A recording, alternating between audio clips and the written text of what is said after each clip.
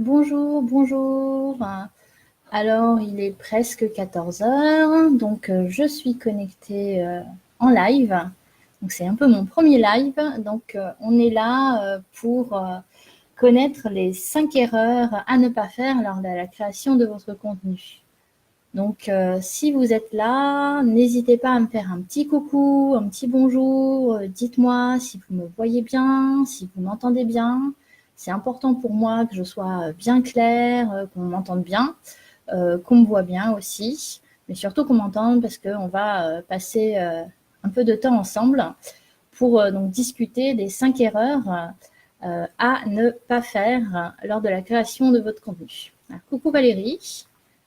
Voilà, donc est-ce que vous m'entendez bien? N'hésitez pas à le dire. Comme ça, je suis sûre que je parle bien, bien fort et que le micro marche bien. Voilà, donc on est là pour les 5 erreurs. Donc on va attendre aller 14h01 et puis on va se lancer sur ce live.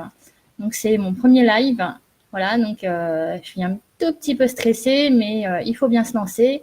Et puis je suis motivée pour vous partager tout ça. Donc c'est le moment de se lancer. Voilà, donc j'espère que tout le monde, voilà, tout le monde est présent. N'hésitez pas à me faire un petit bonjour si vous êtes là. Je regarde les commentaires en même temps. Voilà, donc on va démarrer.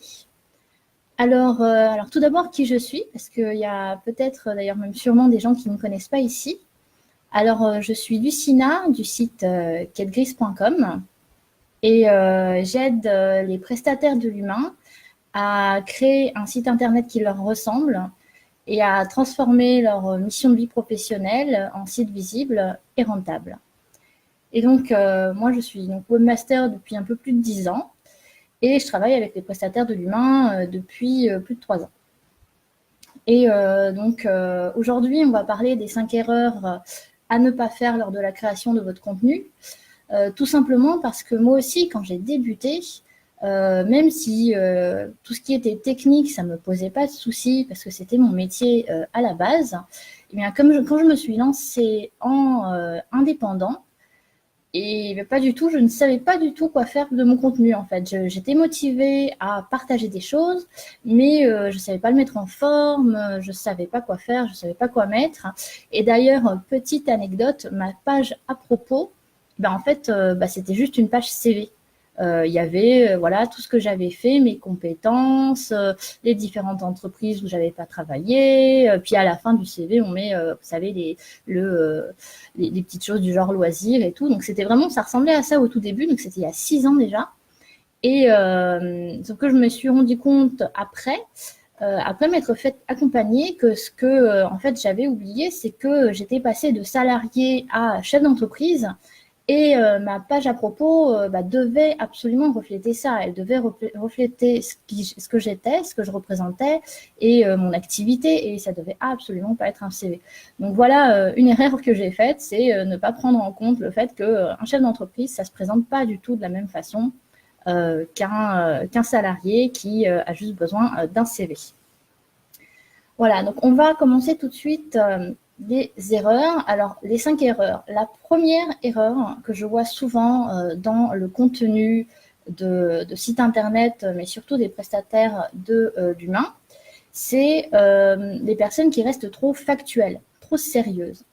En fait, c'est dommage parce que quand on est prestataire de l'humain, eh bien, en fait, on va travailler avec des gens en coaching, en accompagnement, on va les aider à améliorer leur vie professionnelle ou relationnelle.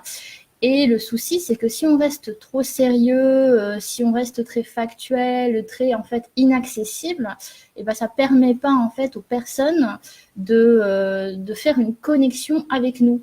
Donc ça, une erreur à ne pas faire, rester trop factuel. Donc ce qu'on peut faire pour la corriger, c'est montrer notre motivation en faisant notre activité. La passion qui nous anime, c'est une des raisons pour lesquelles un client va venir nous voir, hein, et celle qui va faire la différence entre, par exemple, deux coachs ou deux thérapeutes, c'est la motivation qui en fait qui ressort de nous quand on parle, quand on écrit, les mots qu'on emploie. c'est super important pour le client parce qu'il a besoin de connecter avec nous.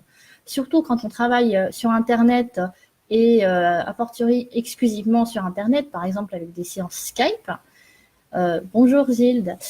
Et du coup, là, si on n'a pas d'humanité, le client, bah, voilà, il va hésiter, il ne va pas comprendre pourquoi quelque chose de si important en coaching, et bah, ça ne transparaît pas sur les pages du site, sur le contenu. Donc, l'intérêt, en fait, c'est qu'il voit que votre activité, c'est vraiment, on va dire, l'activité de votre vie. C'est pas un job alimentaire, c'est pas quelque chose de très, enfin, c'est sérieux, mais c'est pas sérieux dans le sens où il faut rester motivé, il faut être joyeux quand on parle de votre activité et pas être, on va dire, dans la liste, dans le factuel, dans l'énumération. Donc, attention à l'erreur numéro 1, qui est donc de rester trop factuel, trop sérieux. L'erreur numéro 2, que je vois aussi de temps en temps, c'est quand le contenu parle de thèmes qui n'intéressent pas le client ou qui ne lui parlent pas. Donc ça, ce souci-là, en général, il vient du fait que souvent, on débute notre activité, on se lance, et du coup, on ne sait pas forcément comment parler au client. On arrive comme ça, par exemple, on vient de finir notre formation, ou on a déjà eu des clients à l'extérieur, mais sur Internet, eh ben, il faut mettre du texte. Bonjour Émilie. Et du coup, là, on arrive comme ça, on se dit, bon, ben, je vais écrire sur tel et tel sujet qui, moi, me parle. Et du coup, on oublie le client, on n'y pense pas. Et en fait, là, ce qu'il faut faire, c'est se mettre à la place du client. C'est se dire, OK, moi, par exemple, je suis coach professionnel. Qu'est-ce que je vais pouvoir raconter à mon client qui l'intéresse vraiment? Quels sont les sujets qui l'intéressent? Quelle est la forme qui l'intéresse? Est-ce qu'il va plutôt consommer de la vidéo? Est-ce qu'il va plutôt avoir des questions qui sont répondues en texte parce qu'il va préférer lire? Bonjour Véronique.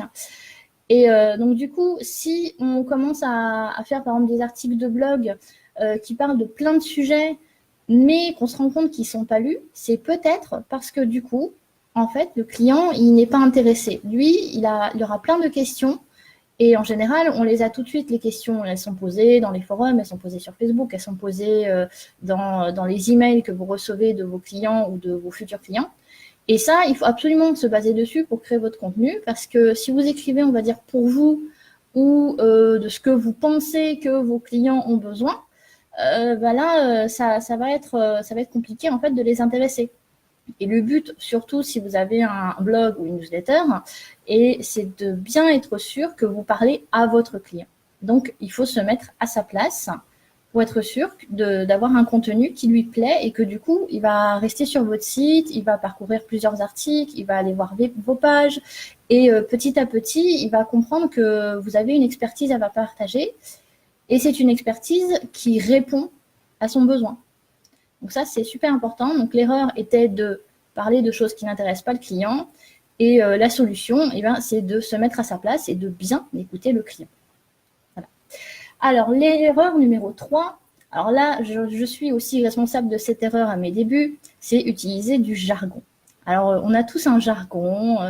Moi, j'ai mon jargon technique où si je vous dis FTP, SSL, HTTPS, CSS, ça y est, vous êtes perdu.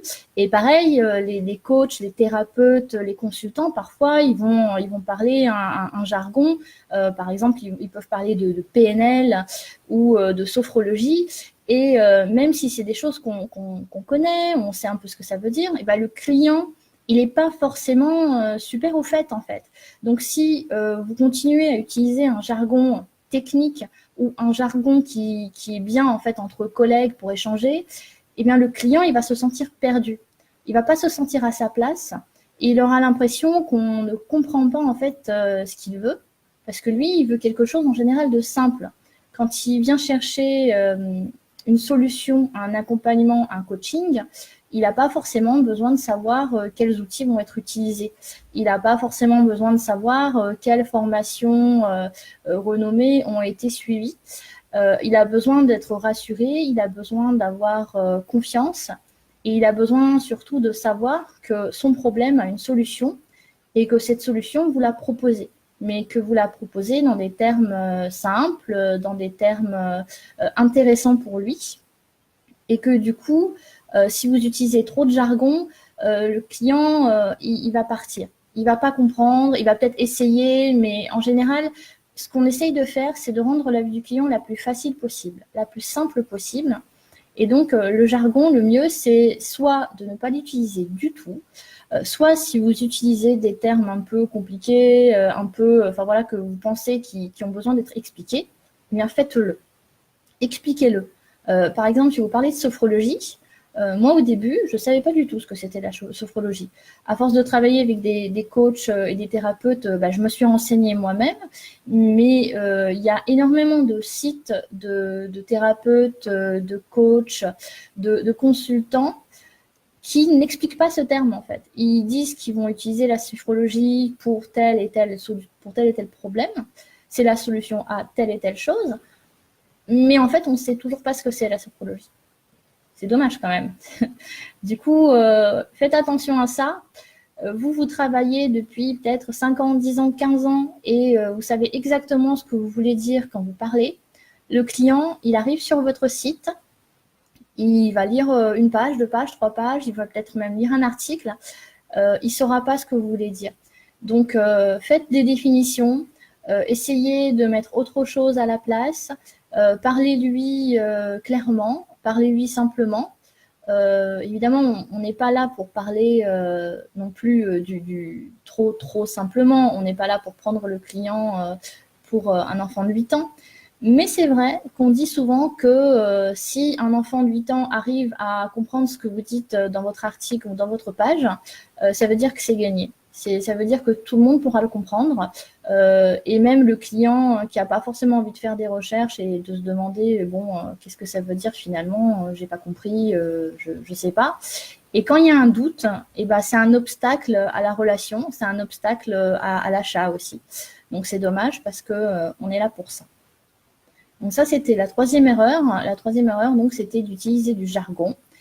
Et la solution, c'est de soit bien donner des définitions partout où vous pensez avoir utilisé un terme qui n'est pas simple, ou essayer de vous en passer si vraiment il n'y a pas besoin de mettre de jargon, n'en mettez pas.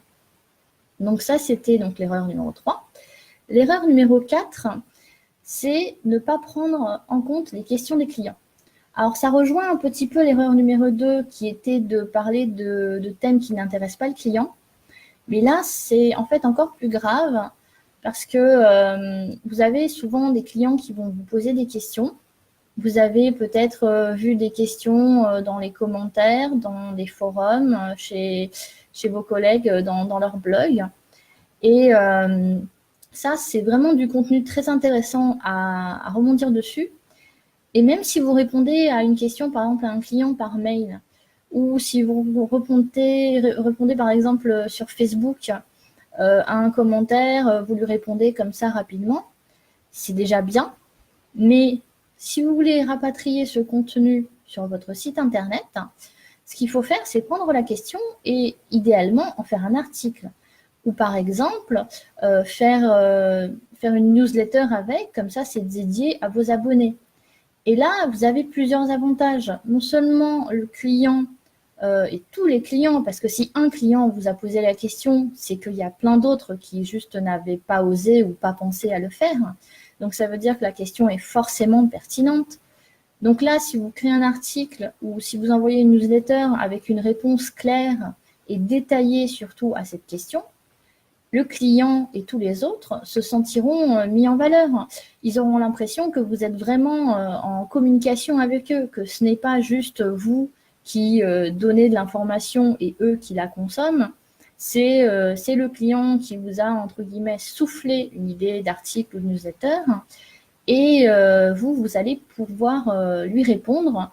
Donc c'est vraiment super pour les clients parce qu'ils se sentent engagés, ils se sentent investis.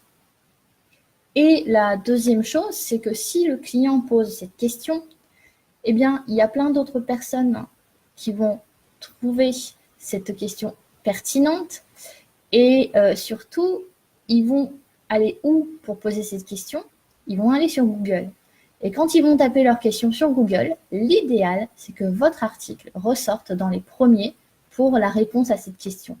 Et ça, c'est une des façons les plus, on va dire, importantes de se référencer sur Google, c'est d'être à l'affût des questions de vos clients, ne pas hésiter à en faire du contenu et ensuite s'assurer que ce contenu est donc bien optimisé pour qu'il soit référencé sur Google. Et c'est comme ça que vous pouvez finalement réussir à vous placer sur des questions que vous auriez peut-être pas trouvées tout seul parce que c'est le client qui vous l'a posée.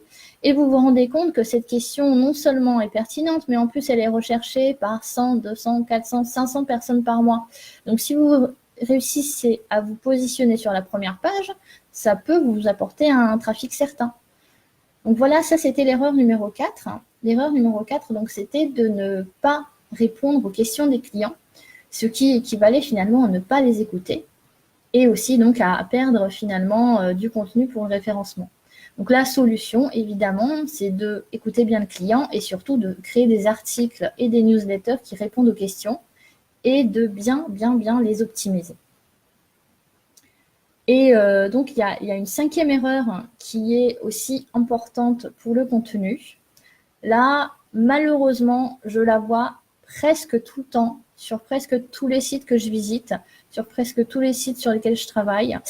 Et ça, c'est que le contenu est trop court. Alors, quand je dis trop court, c'est vraiment trop court parce que, en général, je mesure ça juste en comptant les mots.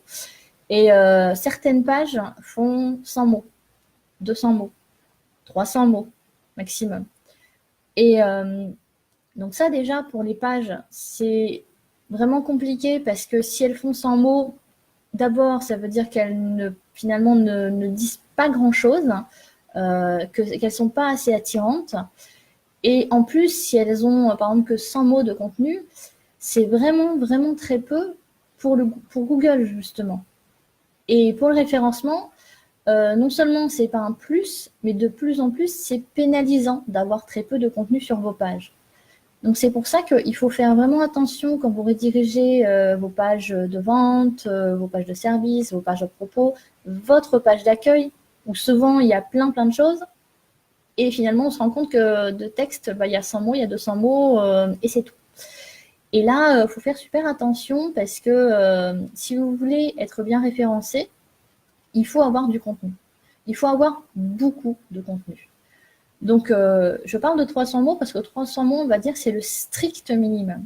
Et encore de plus en plus, on parle de 500 mots par page. Il faut avoir ce nombre de mots parce que c'est important pour le référencement. Et c'est aussi important, en fait, pour les visiteurs parce que quand un visiteur va arriver sur une page et qui va finalement voir qu'il y a 2, 3, 4 phrases, il va les lire, c'est bien, c'est court. D'un côté, on dit toujours que les gens scannent, donc c'est court, tant mieux. Mais en fait, on se rend compte que non, que plus il y a de contenu, plus les gens vont rester sur la page, plus ils vont être curieux, plus ils vont en savoir plus sur vous, sur votre activité, sur ce que vous faites. Et plus finalement, ils vont vouloir en savoir plus et donc chercher une autre page, chercher la page à propos, chercher des réponses à leurs questions. Donc là, on revient à leurs articles. Et donc, il faut faire du contenu long. Donc ça, c'est pour les pages, mais pour les articles, c'est encore plus important parce qu'en général, quand on va sur Google et quand on tape une question, n'importe laquelle, là, on va tomber, ça va être un article de blog. C'est normal parce que les articles de blog, c'est un contenu qui est considéré plus frais par Google et du coup, c'est ça qui est plus mis en avant. Donc du coup, si votre article de blog, il fait même 300 mots, imaginons. Donc ça va dire que c'est vraiment le strict minimum. C'est déjà vraiment court en fait.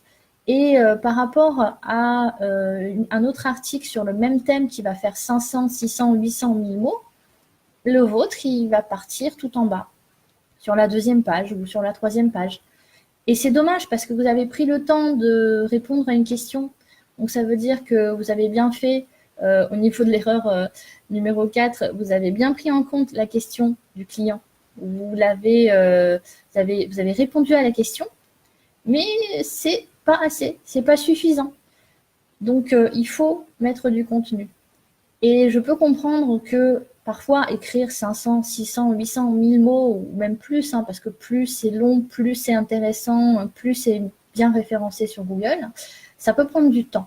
Ça peut même prendre beaucoup de temps. Moi, au tout début, je sais que bon, même 300 mots, parfois je prenais 3/4 d'heure à écrire ça parce que je ne savais pas comment faire. Mais alors déjà, au fur et à mesure, il ne faut pas vous inquiéter, plus vous écrirez vite. Ça, c'est normal, ça va venir en pratiquant. Et surtout, ce que vous pouvez faire, c'est par exemple, ce que je fais maintenant. Là, je vous donne un tas de contenus et en fait, je parle. Donc, ce que vous pouvez faire, c'est que si vous êtes à l'aise, vous pouvez faire une vidéo ou plusieurs vidéos, même plusieurs petites vidéos de 5-10 minutes, et ensuite faire la transcription de la vidéo. Et là, l'avantage, c'est que en faisant la transcription, vous avez un contenu vidéo qui peut plaire à beaucoup de personnes, et vous n'avez pas pris énormément de temps à le faire, parce qu'une vidéo, on va dire, de 10 minutes, évidemment, ça prend 10 minutes, mais entre la mise en place et tout ça, on va dire au maximum, ça pourrait prendre une demi-heure. Mais 10 minutes de contenu parlé, c'est beaucoup, beaucoup de texte, en fait. Vous allez voir, 10 minutes de contenu parlé, ça peut être peut-être 1000 mots ou quelque chose de ce genre-là. Donc, tout de suite, vous voyez tout de suite que c'est super avantageux de faire de la vidéo, ou éventuellement des podcasts si vous ne vous sentez pas à l'aise en vidéo, pour du coup éviter d'écrire tout le temps. Et là, par contre, c'est important parce que comme ça, au moins, vous aurez vos 500, 600, 800 mots et vous serez, donc vos clients, ils seront contents parce qu'ils auront des pages et des articles super fouillés. Et votre moteur de recherche Google, il pourra avoir, entre guillemets, à manger, bien ce qu'il faut pour vous référencer de mieux en mieux. Évidemment, après, il y a plein d'autres choses qui rentrent en compte, mais la longueur et la qualité du contenu sont, on va dire, les choses numéro 1 à faire si vous voulez être bien référencé. Tout le reste, finalement, les liens, l'optimisation, c'est en plus, c'est bien à faire, mais si vous n'avez pas le contenu ou si le contenu est trop court, c'est pas la peine de penser aux mots-clés, en fait. Donc voilà les 5 erreurs à ne pas faire à la création du contenu. Alors, je les rappelle. Donc, l'erreur numéro 1, c'était rester factuel et sérieux. Donc, quand vous êtes sur vos pages et sur vos articles, mettez-y de la vie, mettez-y de la motivation, mettez-y de la passion, de la créativité, mettez-y du vous. Il faut pas hésiter à le faire parce que c'est ce que le client va chercher. Il va chercher du vous. En plus d'un service évidemment efficace, il va chercher la personne qui va le mieux correspondre à sa personnalité. Donc, mettez-y du vous. La deuxième erreur, c'était parler de thèmes qui n'intéressent pas le client. Donc là, c'est souvent le cas quand vous parlez de choses qui vous intéressent vous, dans votre métier, dans votre activité, et que vous n'avez pas forcément fait les recherches pour voir si ça plaisait et ça intéressait le client. Donc ça, là, vous avez énormément d'opportunités de levier pour les trouver, ces questions. C'est cet intérêt, c'est Facebook, c'est les groupes, c'est les forums, c'est les questions qui vous sont posées par vos clients en direct. Tout ça, c'est à prendre en compte et tout ça, c'est des sujets dignes d'intérêt. La troisième erreur, c'était utiliser du jargon ou des termes techniques de votre profession. Là, le souci, c'est que si le client ne comprend pas, il va souvent passer son chemin. Donc, le but, c'est de bien définir tous les termes un peu techniques, un peu professionnels, ou de s'en passer si vous n'avez pas vraiment besoin de les utiliser. La quatrième erreur, c'était ne pas prendre en compte les questions du client.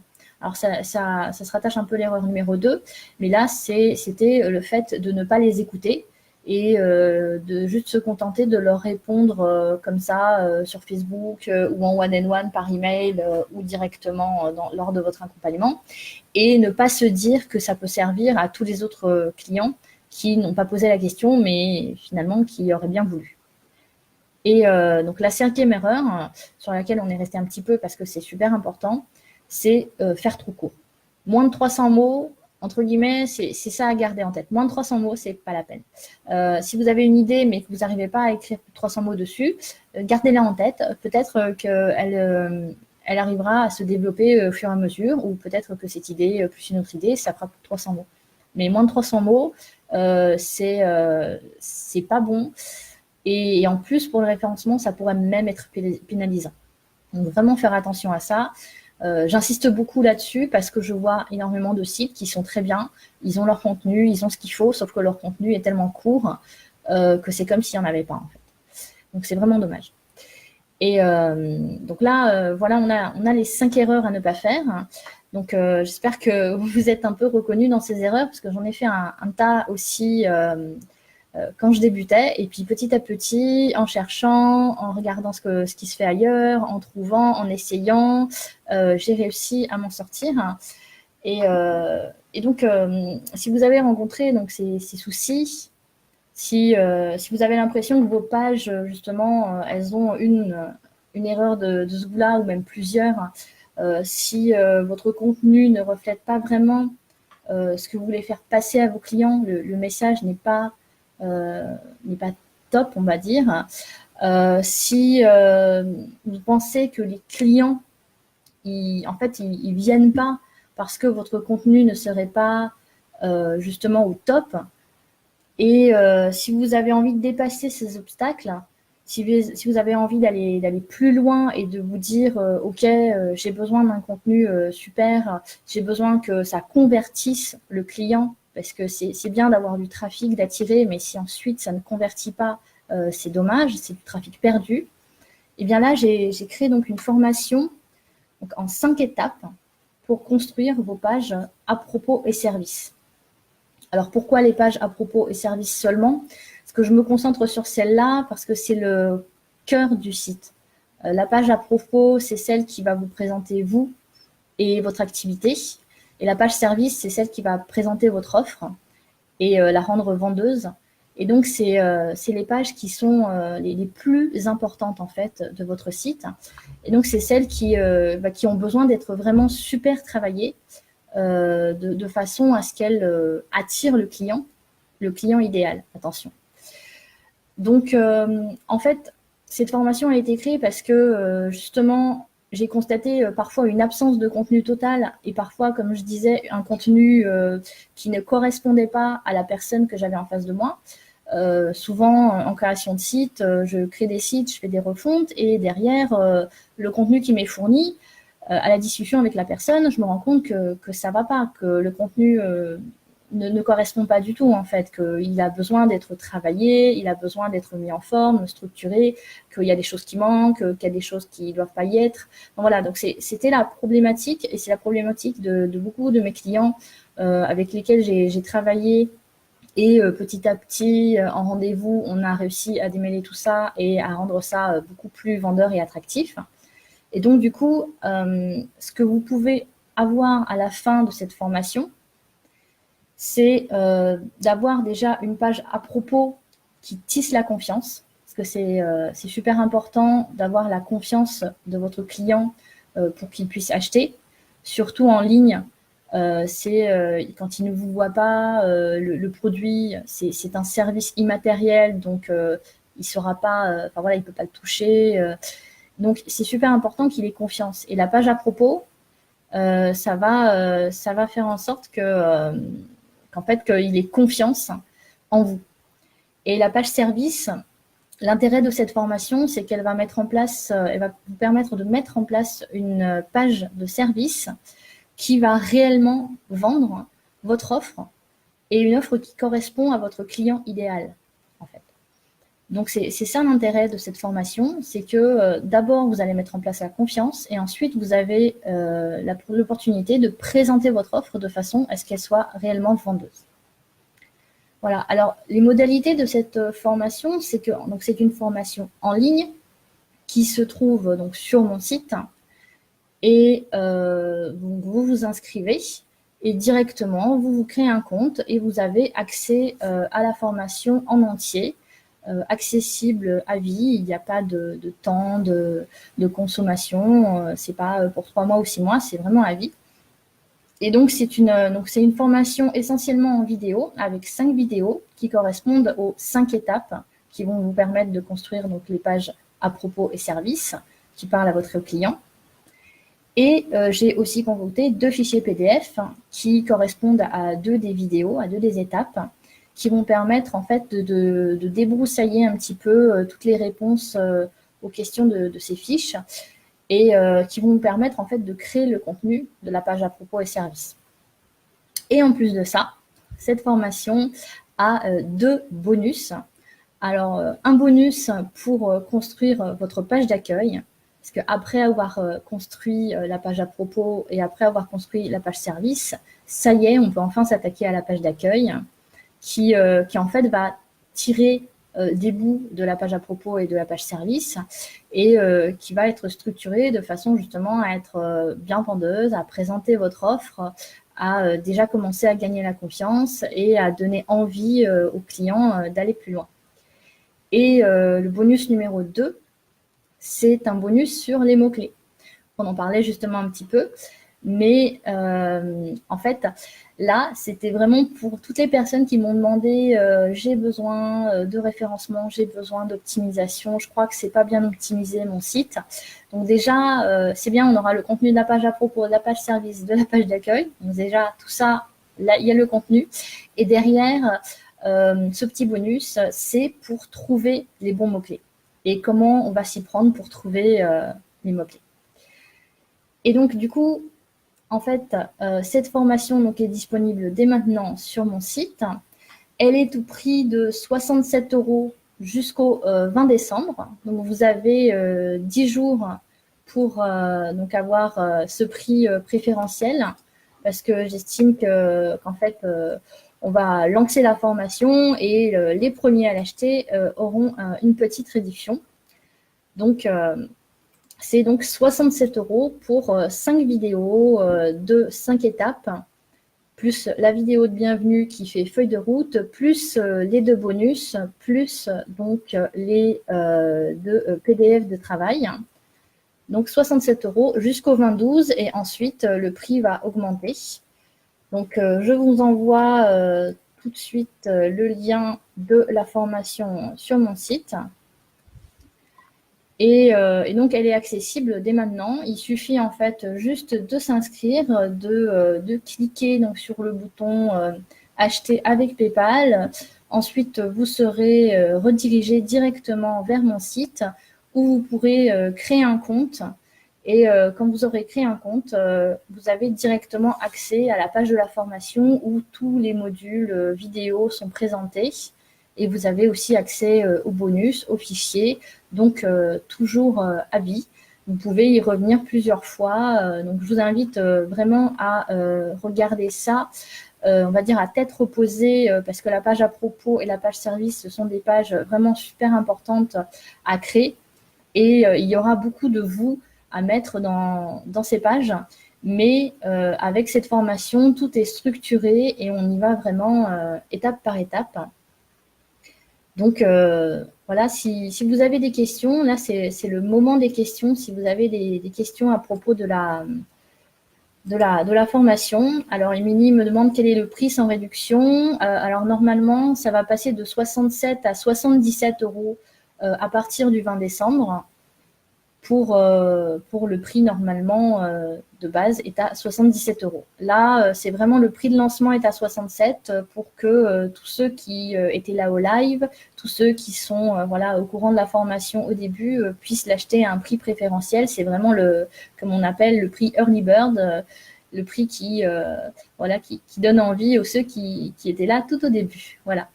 Donc c'est 67 € au lieu de 77 €. À partir du 20 décembre, ça sera 77 €. Donc voilà, donc dites-moi si vous avez d'autres questions, alors aussi bien sur le live, sur les erreurs à ne pas faire sur le contenu, que sur la formation. Alors je suis disponible. Donc n'hésitez pas à poser vos questions. Donc c'est une formation en ligne, donc ça c'est l'avantage. Et bien sûr, quand vous aurez un problème, vous pouvez toujours m'envoyer un mail si vous avez besoin d'avoir une réponse à une question au niveau de la formation, si vous avez un souci. Et je suis preneuse de tous vos retours.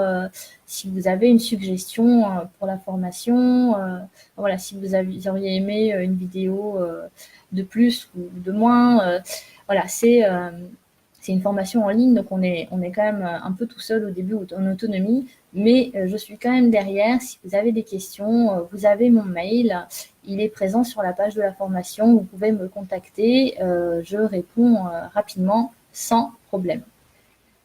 Donc voilà, donc on va bientôt terminer le live. Donc je suis super contente de vous avoir eu sur ce live. C'était mon premier vrai live sur Facebook.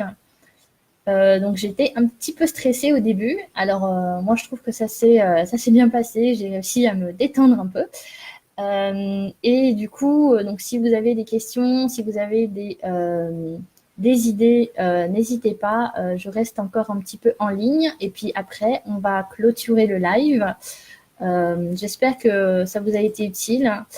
Parce que pour éviter de refaire ces erreurs, donc j'espère que j'ai réussi à vous aider, à vous donner des solutions pour avoir un contenu de meilleure qualité et qui parle mieux à vos clients idéaux. Voilà, donc je remets un peu le lien vers la formation, là, histoire que donc, tout le monde puisse le voir, tout le monde puisse y accéder. Et donc je rappelle donc que c'est 67 € pour 5 vidéos, plus 2 vidéos bonus, plus 2 PDF d'exercices. Et c'est 67 € jusqu'au 20 décembre seulement. Après, ça va passer à 77 €. Voilà. Donc, on va se quitter bientôt. On a fait rapidement. Je pensais que ça allait durer un peu plus longtemps, mais en fait, on se rend compte que le live, c'est très dynamique, ça va vite. Donc, du coup, je suis super contente. Donc, à bientôt, parce que les lives, je compte en faire d'autres. Pour le moment, secret, on ne sait pas trop sur quel sujet. Enfin, moi, je sais, mais je vous en dirai plus tard. Et donc, je vous souhaite une bonne après-midi. Et puis, travaillez bien. À bientôt.